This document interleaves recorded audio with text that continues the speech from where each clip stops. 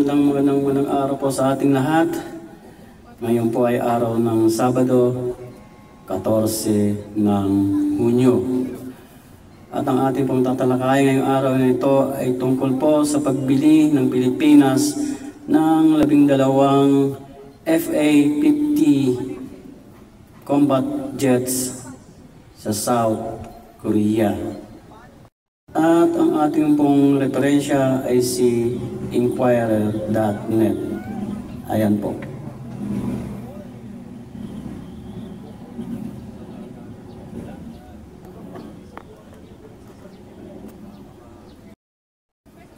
Inanunsyo ng Department ng National Defense noong Sabado ang pagbili ng 12 FA-50 Block 70 light combat aircraft mula sa Korea Aerospace Industries. Magandang balita po ito. Dagdag po kasi ito sa hanay ng ating pong depensa.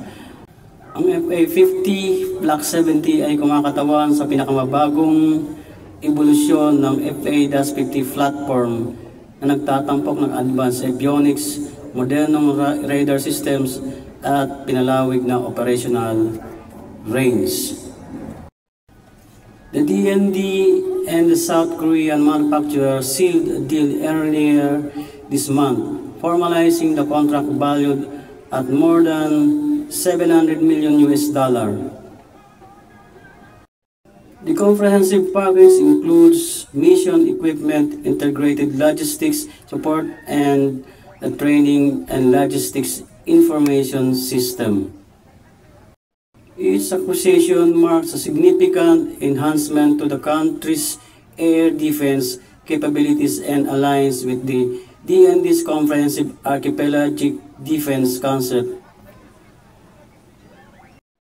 Sinabi ng departamento na ito ay nagpapakita ng patuloy na pangako ng gobyerno ng Pilipinas sa pambansang depensa at higit pang pinatitibay ang bilateral na kooperasyon sa depensa nito sa Timog Korea.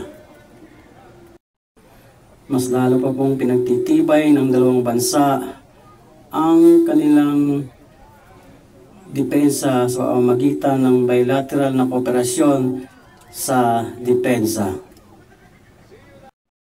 The delivery of the aircraft will be carried out in phases over the next 5 years with full completion targeted by 2030.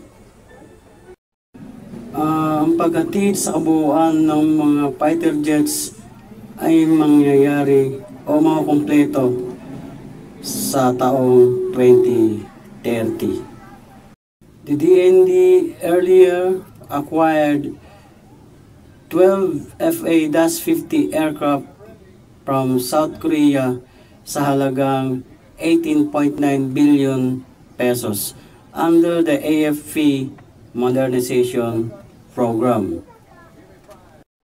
The Philippine Air Force said proposal to acquire additional FA-50s are under Horizon 3 of the Modernization Initiative. Dagdag pang balita.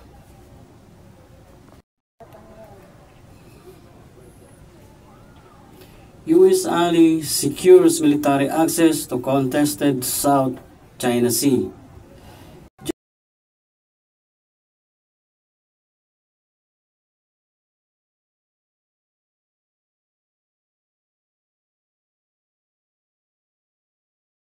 Japan's certification of an agreement allowing reciprocal military visits with the Philippines puts the U.S. allies on a course for greater security cooperation amid regional tensions with China.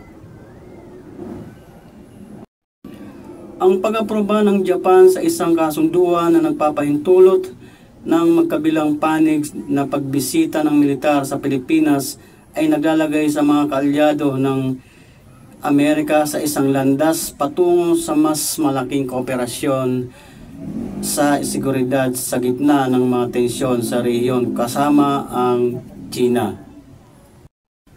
China's rapid military buildup and overlapping territorial claims have driven Beijing's neighbors to deepen security ties with Washington as well as with each other through multilateral arrangements such as the Quad and bilateral frameworks. Dahil sa kakulangan ng gamit pandagat ng mga karatig bansa ng China, nakakaranas ito ng mga pang-abuso, pangharas mula sa China. Kasama na dyan ang Pilipinas. Sinasamantala ng China ang mga kahinaan nito. The arrangement is expected to enhance interoperability, facilities military drills, and support joint operations including disaster relief according to the agreement. Philippine Military Chief General Romeo Bronner, Chief of Staff of the Philippine Armed Forces, in a statement hailed the pact as a significant step in advancing bilateral defense cooperation and regional stability. Ang Pilipinas ay pangatlong bansa na pumirma ng kasunduan sa Japan, kasunod ng Australia at ng United Kingdom. Japan previously selected the Philippines as the first beneficiary of its official security assistance program for like-minded partners.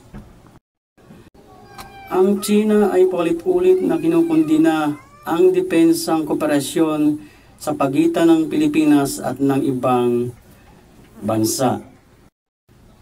The Philippines is embroiled in a long-standing territorial dispute with China, which has expanded its maritime presence within the maritime zone of its U.S. Defense Treaty ally.